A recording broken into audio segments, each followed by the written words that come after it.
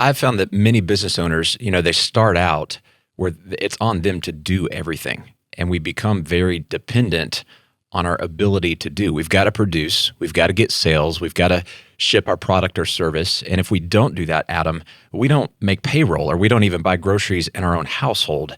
And we really link up this connection in our minds between what we do and what we earn. And I think it's almost impossible to start a business in other ways, right? It's hard to parachute in with 100 team members and a fully built out work chart, especially if you're scrappy and you're bootstrapping it. But at some point, you kind of hit the ceiling on that. There's this threshold where you have to go, okay, I got to start thinking differently.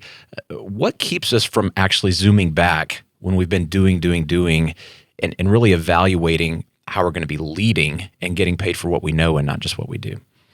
Well, I think you hit on a couple of the key barriers. One is that we get rewarded for what we deliver, right? And it's sometimes hard to connect the dots between, all right, I've got a bunch of new ideas or a fresh perspective and what that actually means for my small business. I think the second thing is we get rewarded for doing things the same way over and over again, right? That gives us excellence of execution. It helps us build productive routines. And then we get really comfortable in our best practices. And I think the danger of that, of course, is that we don't look around to ask if there are better practices.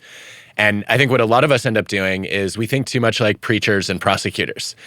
When we're in the mindset of preachers, we're convinced we're right. When we're thinking like prosecutors, we're proving people who are challenging us wrong. And that means we stop thinking flexibly.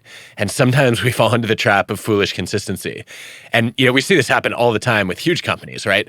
I don't think that BlackBerry or Blockbuster or Kodak or Sears had any problem with doing, right? They were great at executing. The problem was they were executing the things that had made them great in the past, and they missed out, obviously, on a bunch of digital disruption, some of which was brought from the outside. But if you look at a Kodak, they actually pioneered digital imaging. And then they said, no, our business model is selling film.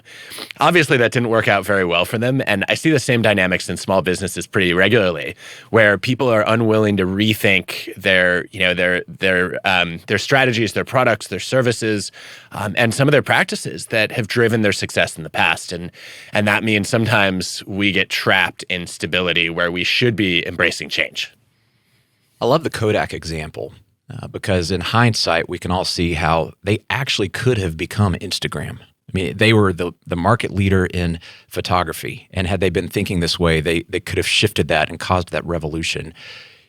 Knowing what you know and what you studied that goes into this book, think again. If you could go back and be a consultant into the executive team at Kodak at that time, what do you imagine they would have been saying that was keeping them entrenched? And what would you tell them about how they were thinking and the opportunity that they would miss if they didn't change the way they thought? Oh, that's such an interesting question. Well, it would have been great to introduce them to the future of the internet and talk to them about how we were all going to be posting selfies one day. But I think long before that, where I would have started would have been to talk to them a little bit about the fat cat syndrome. Right, where we tend to rest on our laurels and get complacent when things are going really well. And that's the perfect time to shake things up because we have the resources and the slack capacity to do it. And then I think the next thing that I probably would have done is I would have encouraged them to stop preaching that they were right, stop prosecuting me for being wrong, and instead think a little bit more like scientists. Daniel, one of my all-time favorite experiments was done recently with small business owners in Italy. So they're all pre-revenue. They're taking a 3 to 4 month crash course in how to start and run a business. They all get the exact same training and education. What they don't know is that half of them have been randomly assigned just to think like scientists in the way that they build and run their businesses. They're told your strategy is just a theory. Go do customer interviews to develop some specific hypotheses. And then when you launch your first product or service, that's just an experiment to test your hypotheses. And it turns out that group that's just encouraged to think like scientists over the next year, they bring in on average more than 40 times the revenue of the control group, which is a stunning effect, right? And the major reason why they're so successful when they think like scientists is that they're more than twice as likely to pivot. They run their first product launch or service launch and it doesn't work. And instead of doubling down, they say, you know what? I guess I learned that my theory was wrong, or my hypotheses didn't work in this market, or I need to rethink my minimum viable product. And I would have encouraged Kodak to do the same thing, right? I would have said, okay, you all are great scientists when it comes to figuring out how to process film and build a camera. why don't you apply that same A/B testing that you normally do with products to your strategy, to the kinds of products that you create, to how you run your company? And let's try the digital camera. You have the technology. What's going to happen if we roll it out instead of waiting for a couple dozen to get rolled out first and then saying, whoops, it's too late? What are the hallmarks of thinking like a scientist that we don't see when you're thinking like a prosecutor or a preacher? So I don't think you have to own a microscope or a telescope, right, or even a lab coat. Thinking like a scientist to me just means you favor humility over pride and curiosity over conviction. That means you know what you don't know, and you're excited to discover things that might actually teach you a fresh perspective or, an area of expertise that you don't currently have access to. And one of the things that the scientists do best, at least good scientists, right? Sometimes even scientists don't think like scientists. But a good scientist is somebody who says, I'm not going to let my ideas become my identity, right? I'm not going to start to define myself as the kind of person who only leads a certain way. Or I won't define us as the kind of business that only does one thing. And I think that flexibility is a huge part of what allows this scientific thinking mindset to allow small business owners to continue adapting and not only responding to change in the world, but actually creating it. You mentioned not letting our ideas become our identity. It kind of brings up an interesting muse into what we should be rethinking and what we should always hold on to. I'm thinking about things like core values and things that are core to our identity. How do we decipher the things that we should be challenging all the time versus the things we should say, no, this is foundational and I don't want to reanalyze and reinvent all the time? Well, you just captured it really nicely. I think there's a distinction between our values and our practices. So a lot of people, I think, when they make their ideas their identity, they say, okay, we've got a set of habits and that's part of who we are. And that's a mistake because you don't know which practices and which habits are ultimately going to advance your mission, right? Or make you profitable or make your business sustainable. What you do know is you have a set of values, ideally, according to the data, 3 to 5 core principles that you stand for. They might be excellence, they could be integrity, they could be learning. And I don't think those need to change a whole lot year to year, right? There needs to be a stable core so that people know what you're all about. And that identity anchored on your values is what's distinctive, what's central, and what's enduring about you. It's your DNA. Everything else, though, is open to change, right? Because there are many ways that you could advance those values. And I think a lot of people, they look at leaders who might do a pivot or might do a 180 and they say, no, you're a flip-flopper. Like, no. I've got a set of values about running a great business. And I'm going to be open-minded when it comes to the most effective ways to do that. And honestly, my favorite example of this is from the world of politics. Abraham Lincoln, great flip-flopper, right? He came into the White House thinking that if he abolished slavery, that it would tear the Union apart. How lucky are we that he changed his mind on that? He wasn't really shifting his values much, though, right? He always was interested in getting rid of this horrendous practice. But he was very open-minded about the right time and the right policy to roll this system out. And I think staying true to your values and staying flexible on your opinions and your practices is probably the most effective way to navigate this tension. What do you think? Well, I think you're dead on. And I know in my own experience, it took me a while. It took me a little bit of becoming seasoned in life to figure out even what I valued. In my early 20s, I was in the middle of this Ramsey organization, building EntreLeadership, very grassroots at the time. I'm selling, I'm on the phone a lot. And I don't know that I could always distinguish between what I valued versus I really like that versus that's a dopamine rush versus this is the idea of the week. It was all kind of in this same bucket. And I think I had to have some tough seasons and weather some storms before I could really go, what do I care about deeply that I'm just not going to negotiate on? Things that I'm going to use as filters for my decision making, or at least these guiding principles where on this side of the ditch, there's a guardrail here, I'm not going past it. On this side of the ditch over here, there's another guardrail, or I guess this side of the road rather, before the ditch. And it took me a while to figure out what those values were. We talk to business owners a lot who struggle in the values exercise when it's just an exercise. If you're at a workshop and it's like, all right, let's take the next hour and figure out our core values. I've found that's really challenging because you need some season and some experiences. What do you think? Yeah, I think you're spot on here, Daniel. I would say I have two favorite ways of trying to figure out values. So I think on the personal side, a lot of people will say, well, pay attention to what you say. No, what we say is often how we want to be seen, right? It's what's important to other people, not always what's important to us. So then, people say, well, okay, look at what you do and how you spend your time. And I think that gets a little bit closer to values. But to your point about dopamine, that's also our energy is driven a lot by our interests, right? What we think is fun and exciting, not always what we think is important. I think where you really see values is look at the sacrifices you make. What are the things that you give up? And why? And the answer to that why is usually your core principles. I think for a lot of small business owners, right, what we see is they will sacrifice time with friends in order to build a great company. And that's a great example of saying, okay, I care about the legacy of this business even more than some of my personal relationships. And that sacrifice, right, tells us a lot about who you are. And then on the organizational level, my favorite way to identify your collective core values is to ask people for the story about the time when your culture was at its best. The culture highlights. And as you collect those stories, you see common themes in them. There's actually some classic research on this showing that when you ask people to tell a story about their culture, no matter what organization you're in, you see some of the same kinds of stories come up over and over again. There's stories about how the little person got to the top, how the big boss was human, how people didn't get fired when they made a mistake, right? And once you identify those defining moments, you can find the patterns in them and say, okay, this is who we are and this is who we want to be. And what I love about that is it takes those values out of the abstract, right? Nobody really knows what it means to live a value of excellence, or we're not always sure what it means to live by integrity. But when we hear a story, like the ones that I just gave examples of, we say, oh, well, okay, integrity means that we are committed to you, even if you make a mistake, and we want you to learn from that. And I think those stories, probably during a pandemic, are even more powerful than they were before because we're not seeing those culture moments happen like we normally do. And so we need to hear them for the culture to come to life. As you say that, I think about just the way that we define success in general.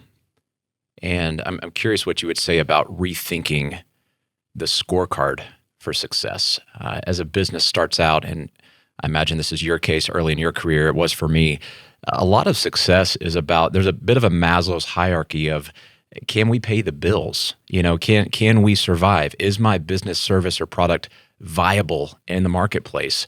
But once we check off these boxes and we start to think about meaning and purpose, hopefully we ascend a little bit more towards the contribution we're going to make, how we're helping other people. I know for me, it wasn't until my dad died that I really went on this journey thinking about my whole life and how short life is and evaluated how am I living? How much energy am I putting into my legacy versus just performing and achieving, the next trophy on the wall? How should we be rethinking what success looks like for us individually and maybe even for our companies? Well, first, Daniel, I'm sorry for your loss. It's thanks. It's something obviously that so many people have had to deal with on a different scale this past year, and I think if there is a silver lining, right, because we can't undo those moments of loss, it's that after traumatic events where you lose someone close to you or you go through severe hardship, roughly 15% of people end up with post-traumatic stress disorder, and that's obviously terrible news, right? Nobody wants PTSD. I think the good news is, though, over half of people experience the opposite of PTSD, which is called post-traumatic growth. It's where you say, look, I wish this hadn't happened, but because I have no other choice, I am going to get better from it.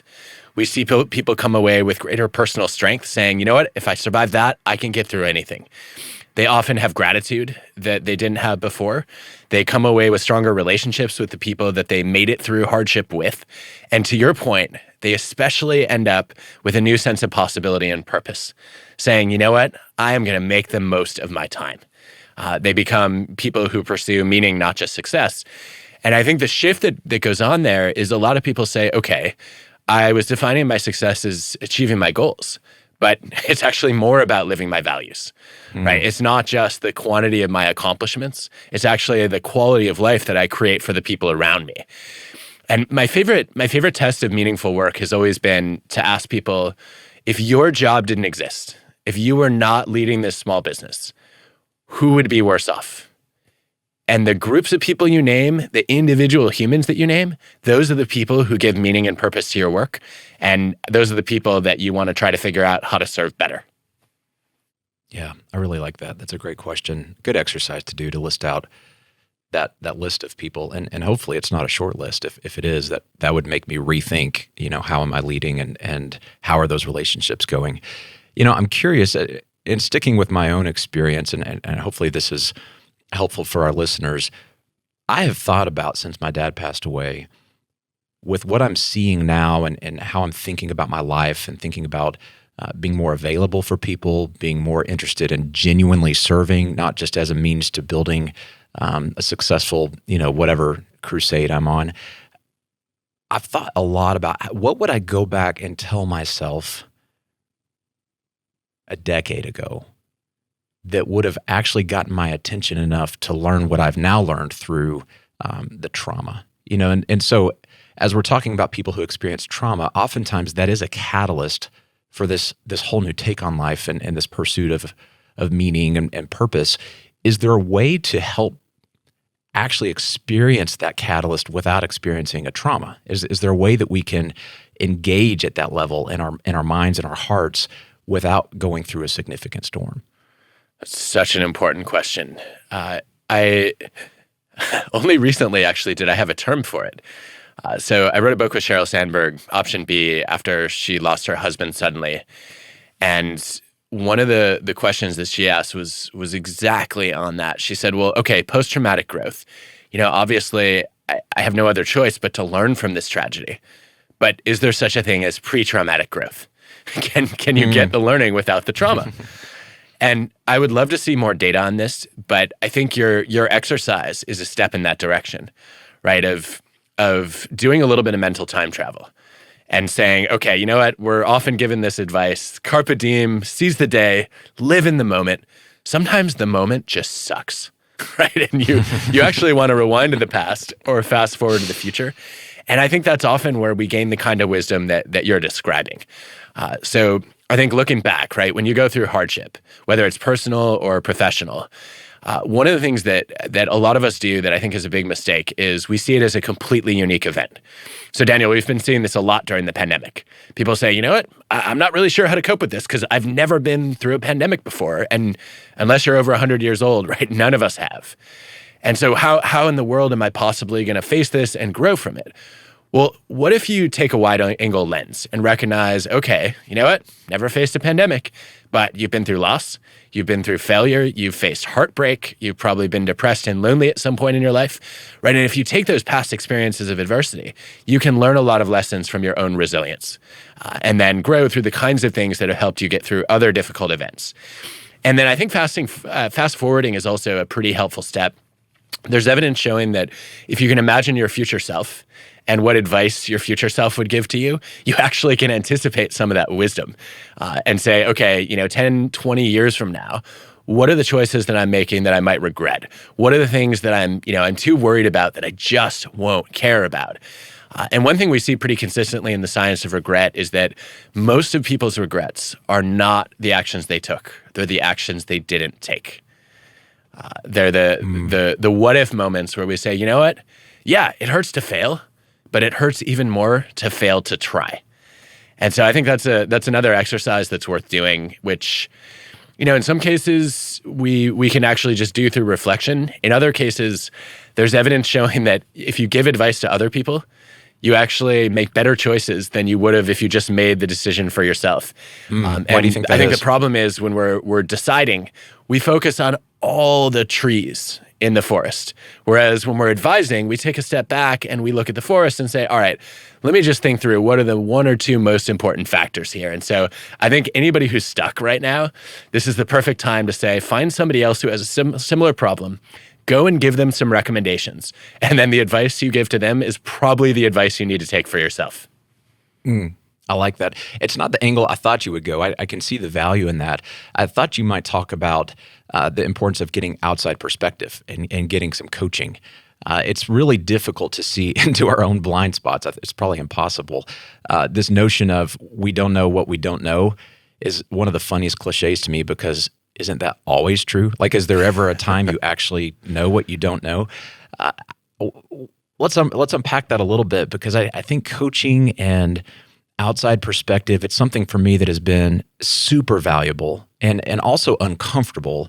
But many times I look back on experiences with somebody else who was pushing on me a little bit. I'm like, I never in my life would have gotten there on my own. I never would have looked over into that dark corner of my life and seen what they were kind of calling out and getting me to confront. Yeah, I think you're talking about rethinking what it means to have a network around you. Right? Most of us, when we think about building a network, we're thinking about a support network. The group of people who encourage us, who cheerlead for us, who build up our confidence when it's shattered. But I think we also need a challenge network, which is a group of people we trust to poke holes in our thinking and also help us see the blind spots that are invisible to us. And one of the things I did after writing Think Again was I went to a bunch of the people in my life who have been my most thoughtful critics. And I said, hey, you may not know this, but I actually consider you a founding member of my challenge network. I haven't always taken your feedback well. Sometimes I've been defensive. Sometimes I've just been, I've been on a path and I sort of dismissed it because it seemed diverting. But I've always appreciated how much you push me to rethink my own assumptions and to try to get better. And I know that sometimes people hold back on telling me the truth because they don't want to hurt my feelings. But the only way you could ever hurt my feelings is not telling me what you really think.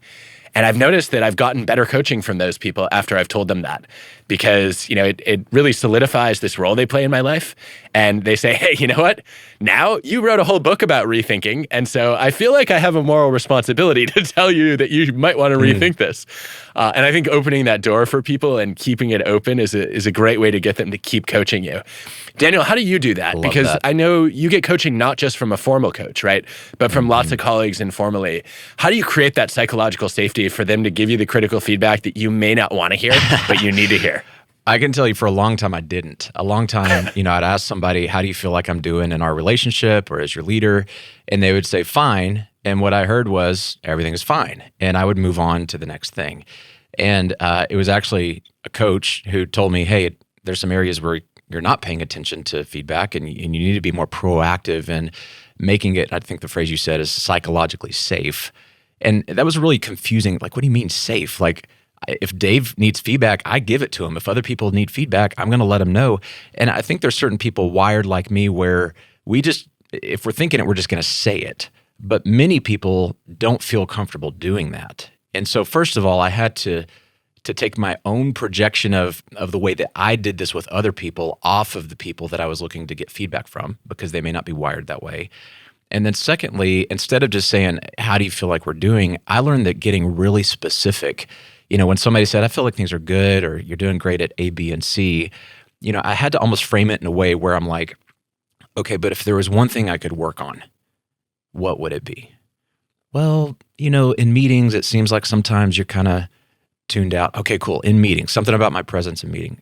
Okay, on a scale of 1 to 10, if 10 is I'm super engaged the way you want me to be, you feel like you're the only person in the room, you feel like I'm talking the right amount, listening the right amount, 10 is perfect in terms of my conduct in meeting, and 1 is I suck, I'm not even there, I'm not helpful at all.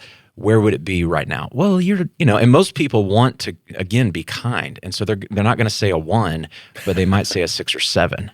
Yep. And then I can go, okay, how would I get from a 7 to a 10?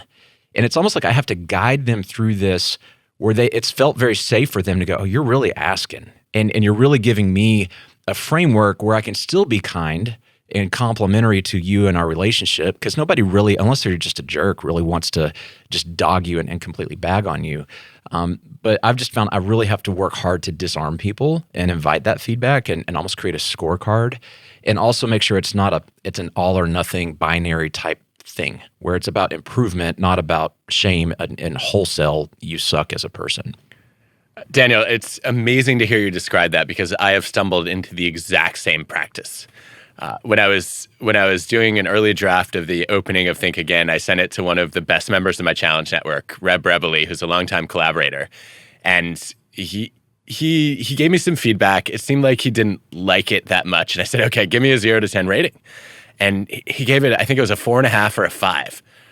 And I was like, whoa, this is really bad. I'm aiming for 10 here. How do I close the gap? And I just got an email from him the day before yesterday because I'm working on a new TED Talk, and I sent him a draft. And I didn't even have to ask this time. He said 7, 7.5. And then he gave me a list of things that would close the gap. And then the next draft, he gave it a 9. I'm like, okay, good. We're making progress here.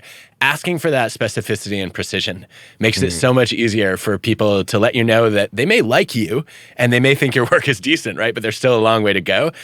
I found, though, that sometimes that people are just reluctant to give the rating, or they say, honestly, I wouldn't change anything. I was really happy with the talk you gave or the meeting that you led.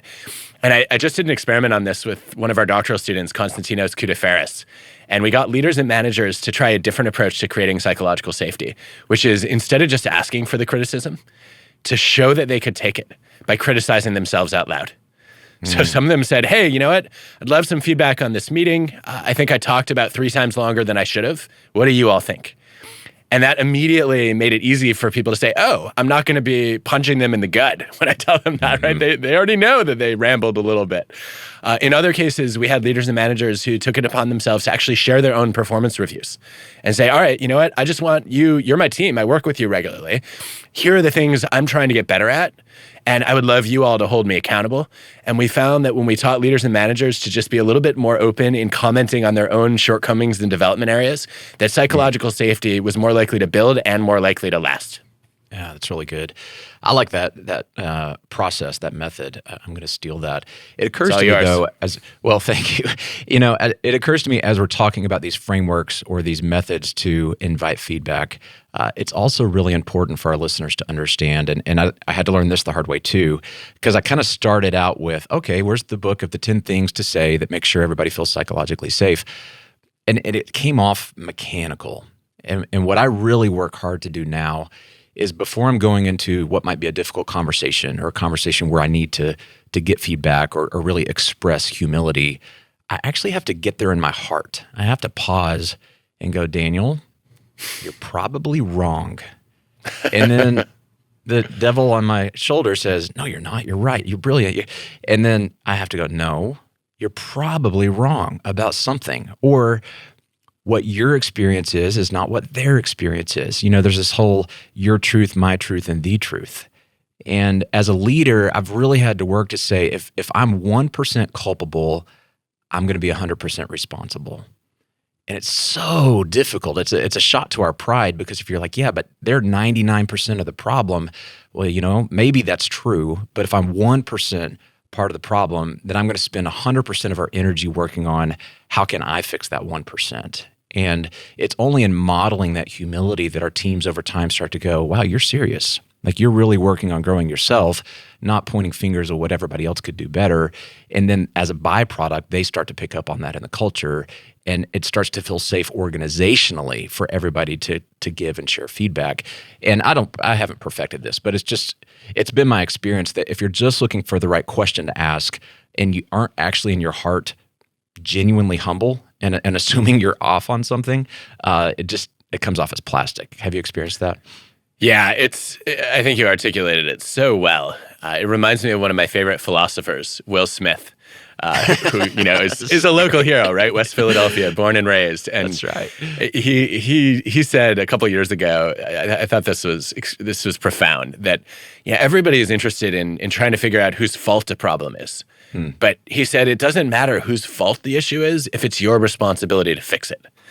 And I think that's what you're capturing here too. And yeah, that sense of responsibility means I am not here to prove myself. I am here to improve myself, right? I'm not trying to create an image that I'm a perfect leader. I'm trying to become a better leader. And I think that ultimately means, of course, you end up in the long run being wrong less often and making fewer mistakes, because the faster you are to recognize them, the faster you can fix them. Really, really good.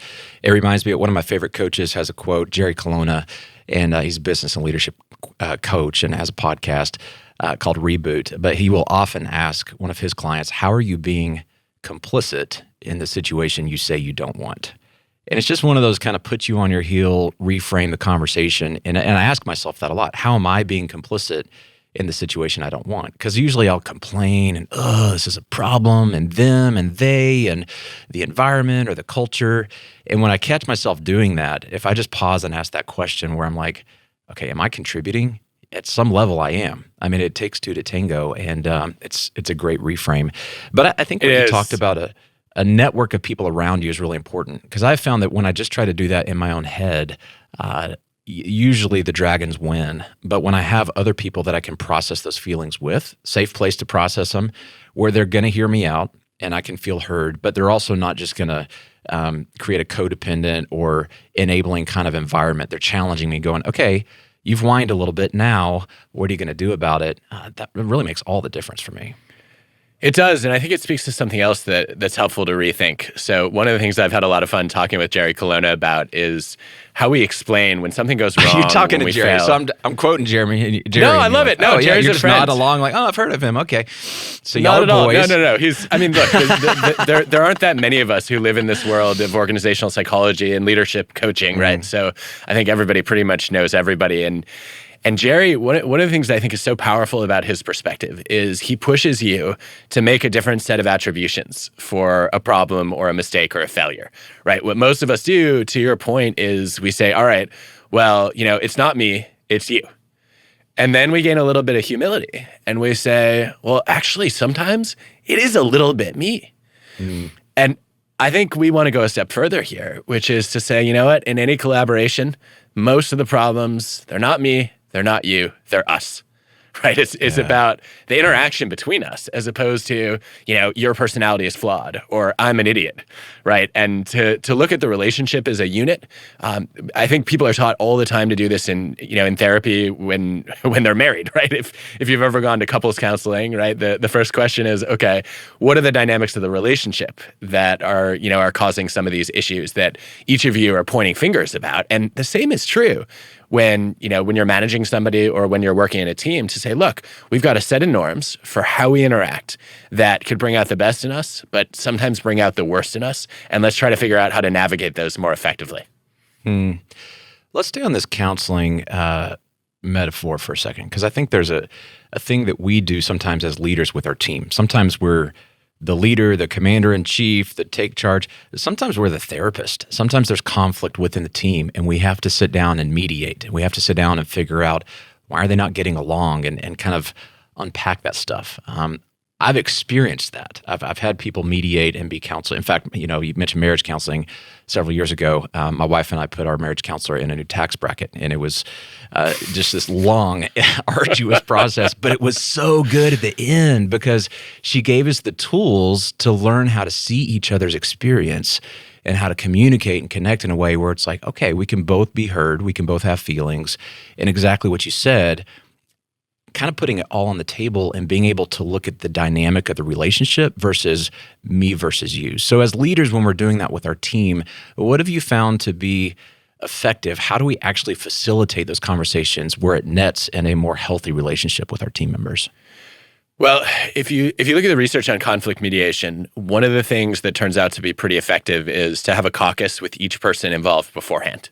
And that way, let's say you've got two of your employees who are butting heads.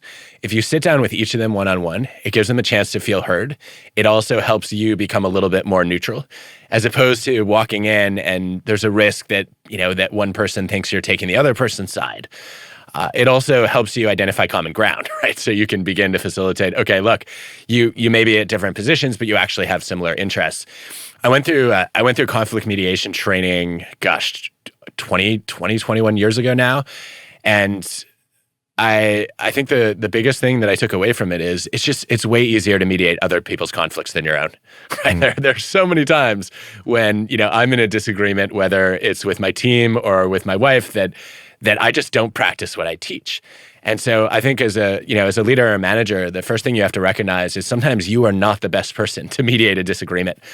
One thing I've seen in a couple different organizations, one is Morningstar, a tomato paste plant. Another is Bridgewater, the hedge fund, is when people have a disagreement, they get to nominate somebody who they both respect. who they think would be a credible person to help resolve it. And then they'll actually sit down with that person, and that person plays the mediator role. And I think too often, right, as the leader and the manager, you think it's your job to fix it. You know what? Let them find a peer who they think is willing to hear both of them. And that also then is leadership experience, right? It's training for that peer to say, all right, if I can get better at conflict management and conflict mediation, then I'm going to be more skilled when I end up in a position of authority. And I think any practice that is used effectively at a tomato paste plant and a hedge fund is worth a second look, probably. I like that. That's good. As leaders, we really feel like at EntreLeadership, our job is to not only resolve conflict, but to actually mine for conflict. We say catch things when they're a low-grade fever and actually deal with them and root these things out. There's this temptation to hope that it resolves itself, or to let things kind of fester, and maybe that employee that's causing the problem, maybe they'll just leave at some point. Maybe they'll quit. Maybe it'll go away. It took me a long time to kind of shift and learn. I actually have to go not just deal with the conflict reactively when it shows up, but I've actually got to go find it. I've got to even create it a little bit to have a healthy organization. Our friend Pat Lencioni talks about this. Healthy teams engage in a lot of healthy conflict. So how do we overcome as leaders this resistance that we feel, first of all, to just conflict in general, but then also that temptation to kind of let it sit and hope that it just deals with itself? Well, the first thing I think of is some research led by Kathy Eisenhart that concluded that the absence of conflict is not harmony, it's apathy. Right? It's essentially just, okay, nobody cares enough to raise a dissenting opinion or to step up and say, you know what, I am going to be that challenge network right now. We need some conflict in order to make good decisions and find creative solutions to problems. Without conflict, we have groupthink. And I think the most helpful distinction I've seen here is from another researcher, Eddie Jen, who's distinguished between task conflict and relationship conflict. Relationship conflict, Daniel, is what most of us are thinking about when we shy away from conflict. It's I think you're either a bad person or I don't like you. So there's some kind of clash of personality or values. And as a leader, you avoid that because it's uncomfortable and it's going to be counterproductive. But there's another flavor of conflict, which is task conflict. And that's when we just disagree about ideas and strategy and vision. And that can be healthy, right? That's where we start to surface different opinions and actually consider new solutions to problems. And so I think the key for a leader is to say, okay, look, not every disagreement is going to be a relationship conflict. And then how do we disagree in such a way that it stays in the zone of task conflict? There are a couple steps that seem to help in the data. One is there's research showing that if you just say, hey, can we debate? That people are less likely to take it personally because you activate a mental model of, oh, we're going to have different perspectives, but it doesn't mean we're going to damage our relationship in any way. We're just going to bat things back and forth a little bit. Another approach that seems to help quite a bit is to say, okay, look, we're looking for a whole variety of perspectives here. And so what I would love to do is to go around the room and hear everybody's point of view before I even tell you mine. And if as the leader, if you speak last, that really protects against what's called the Hippo Effect, where the hippo is the highest paid person's opinion. Mm-hmm. And as soon as that's known, everybody wants to jump on the bandwagon. And then you get all this, this convergent thinking and not enough divergent thinking. So those are a couple of things I like. What do you do? Well, I could definitely relate on the Hippo Effect. We've seen it, especially at Ramsey. I mean, Dave's got a huge personality, and I think he has a lot of maturity on this because when we facilitate our executive committee planning sessions, strategy sessions, he asks a couple of us who sit on executive committee to be the one standing with the marker, putting things on the board and facilitating the session while he's sitting at the table. It helps to neutralize the power differential where, if Dave's up there and he's just always the one talking and he's got such a force of personality that a lot of people wouldn't feel like they could embrace in that healthy conflict or actually push back. And I've noticed him model that super, super well. It's an interesting thing. When you say we should debate about this, I mean, again, it goes back to, as a leader, making it psychologically safe to say, hey, let's engage in an argument. And I think the subtext on that is, I might be right, I might be wrong, but there's something healthy about the verbal processing and the banter and the beating up on the idea. And I think foundationally, if you have a strong culture that says, hey, we're for each other, and you've got experiences where we've had your back, and this isn't personal, and your job's not at risk here. We are fighting for the best idea for our mission. We are fighting to edit. We're co-editing something, and you've got a perspective, I've got a perspective, and we're going to run really hard against these different perspectives for the sake of bettering the idea. But then, hey, we're going to put that on the table once we made a decision, and our relationship is 100% intact. And so I think it takes a lot of art and energy to make sure that person knows that when we're fighting about the idea, it's not implicit on our relationship that somehow we're going south in our relationship if we're having a really intense argument about something that's, for bettering the idea. Yeah, bingo. I mean, it reminds me of a dynamic I've seen at Pixar, actually, where one of their all-time great producers, John Walker, has this mantra, which is you fight like hell from 9 to 5, and then you go out for drinks afterward. You're not fighting the person, right? You're fighting for the best ideas, which everyone is committed to. And I think one of the things that stalls that often is, people start butting heads, and they say, well, let's just agree to disagree. And I think that's a huge mistake to end the conversation there. Whenever somebody says, let's agree to disagree, I say, actually, I don't believe in that. And what it activates for me is it's a signal that it's time to stop arguing to win and start asking questions to learn. So what I'll do is I'll say, hey, Daniel, you know what? I think that I try to be a reasonable person. I know you're one too. I think we're both, reasonably intelligent. And it makes me think that something went wrong in the way we had this conversation, that we weren't able to get on the same page. And so I would love to just rewind this. Can you tell me where I screwed up? Where did I lose you? What did I do in the way that I presented my argument that you didn't find convincing? And I may not change your mind. I'm no longer trying to, right? What I'm trying to do is I'm trying to figure out the next time you and I disagree, is there a better way to approach this? And then also, if I end up having a similar conversation with somebody else, is there something I can learn from that? And when I've done that, what people often tell me is that I have a bad habit of going into logic bully mode, where I just think my job is to bombard you with facts and with data.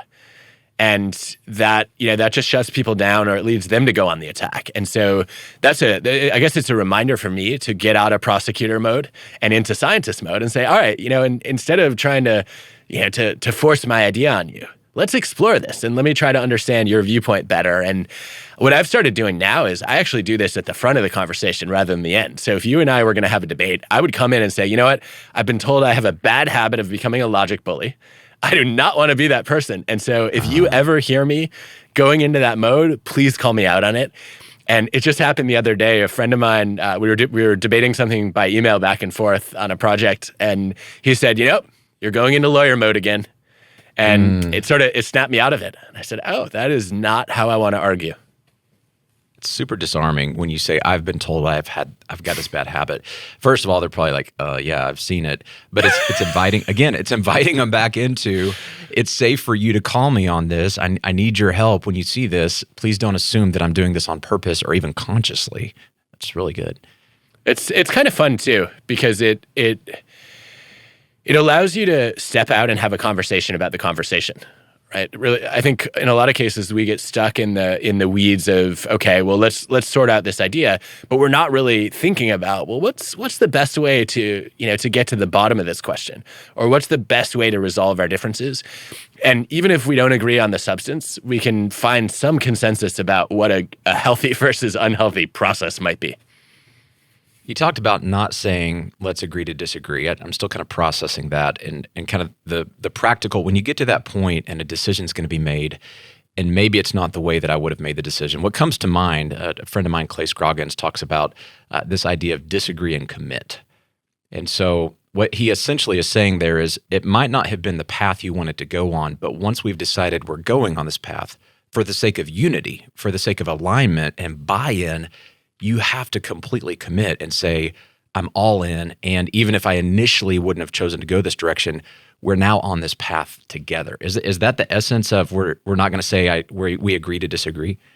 I think so, with a caveat, which is sometimes you disagree and commit, and then you fall into this trap that's called escalation of commitment to a losing course of action, where you've decided, all right, we're going to go all in on this direction. Then you get some negative feedback.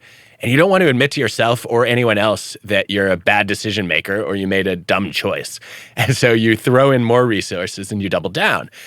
We end up hanging on to poor performing employees much longer than we should because, you know what? I hired them, right? I have to prove that that was a wise investment. We end up often investing more money in failing projects than successful ones because we're trying so hard to turn them around. And to my knowledge, the origins of this disagree and commit idea are at Amazon. And a few years ago, I went to give a talk at Blue Origin, and Jeff Bezos shows up. Like, okay, this is a great opportunity for me to go and learn from somebody who has incubated a whole lot of small businesses inside a large one. And I asked him how he knows when to stick with that commitment and when to pull the plug. And what I took away was that there are two dimensions that he thinks about. One is how important is this decision? And then the second is how reversible is the decision? And what he basically said was, look, if the stakes are high and I can't easily undo it, I will wait as long as possible before I commit. I want to gather as much information as I can, and I want to find out what I don't know, because otherwise I could be making a huge mistake that I can't just erase. He said, but if the stakes are lower and or I can easily change my mind tomorrow, then I will disagree and commit. I will run the experiment, and then we'll find out what it shows, and we can always shift gears. Combining that with what we were talking about earlier and thinking like a scientist, I think is super important, especially as a business grows. You can actually get away with a lot of gut, raw ingenuity, feeling your way. You can grow to a certain level. But what you talked about there is how much is at stake. And so the bigger the organization is, the more obligations we have to paying our team members and providing for their families, the more that there is at stake. About one bad decision when it was just me and my wife in our garage may have just been a bad week. But now one bad decision could be the whole organization. And so it's kind of like, as there's seasons of growth in the business, you got to really think through being more scientific and testing more and not going all in on any given decision that impacts the whole strategy. Yeah, and Jeff Bezos has an interesting phrase for that too, right? And instead of saying, all right, let's just commit right off the bat, he says, all right, we disagree. Will you gamble with me on this? And I think gambling is such an interesting phrase because it highlights that there's a lot of risk here, right? We're rolling the dice and this may not pan out. And one of the things I've seen with effective entrepreneurs, and this is especially true as they move into leadership roles, right? That they're not just founders, but they have to manage people and run their business, is they manage risk like a portfolio, like a stock portfolio.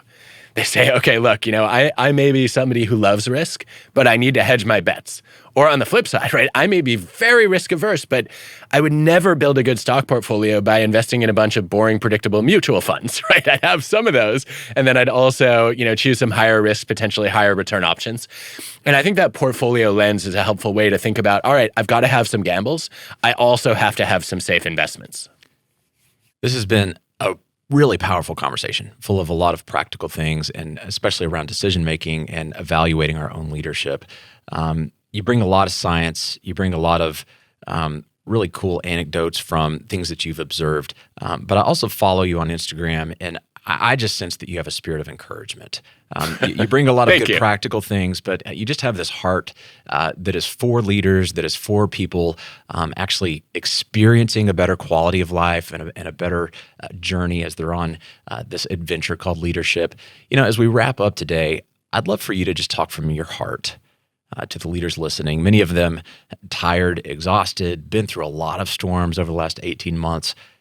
How would Adam just encourage that small business owner sitting there who's going, man, this is all good stuff. I'm trying to rethink everything. I'm trying to do what you're talking about in the book. But dude, I'm just spent, and I need some oxygen right now. Yeah, I might say a couple of things. The first one is, yeah, I think I do really enjoy encouraging people, in part because I've been really lucky to benefit from having people in my support network and my challenge network, right, who play that role for me. And one of the first ones was my diving coach, Eric Best, who, I got into springboard diving when I was way too old to start. I was 13, and I showed up for high school tryouts, and I was awful. And Eric said, I will never cut a diver from the team who wants to be here. He saw way more potential in me than I saw in myself. And I've always wanted to pay that forward. And I think that is part of both the privilege and also the responsibility of being a leader. Is your job is to see more people.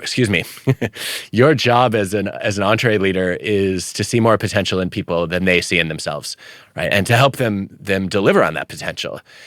And I think that becomes even more important when we're dealing with a pandemic and a recession, and a lot of people are getting discouraged and starting to lose hope.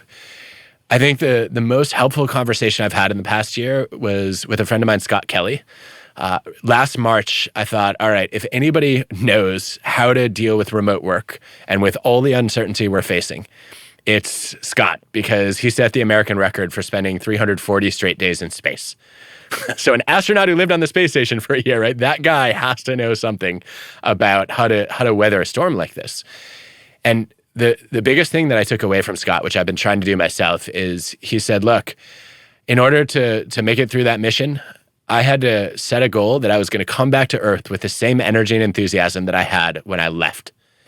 And I thought that was brilliant. I immediately sat down with my wife and kids and said, all right, what are we going to do to maintain our energy and enthusiasm? So we started by saying, all right, well, let's create an image of what it looks like to have that energy and enthusiasm at the end of the pandemic. And we talked about where we want to go when this thing is over, what we want to do, who we want to see. And then that's given us something to look forward to ever since. It also helped us rewind a little bit and say, okay, what are the daily habits that we need in order to make it through this, right? And as a family, it's simple things. It's game night. It's movie night. I think as a company, though, this is a similar conversation as a leader to say, okay, how do we get to the end of this pandemic with the same energy and enthusiasm we had before it started?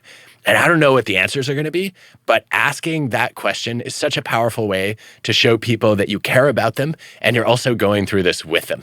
Yeah, man, I really like that. What a great mindset. So the book is called Think Again, The Power of Knowing What You Don't Know. Adam, what's in my heart is to help leaders experience transformation.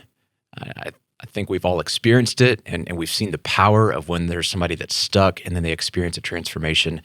What's the transformation that you're hoping leaders experience or go on a journey of when they read this book, Think Again? I think one of the saddest things that I watch happen to leaders is they think that if they say, I don't know, or I was wrong, that they're admitting weakness. I actually think that's a sign of strength, right? That you're secure enough to admit what you don't know and what you screwed up.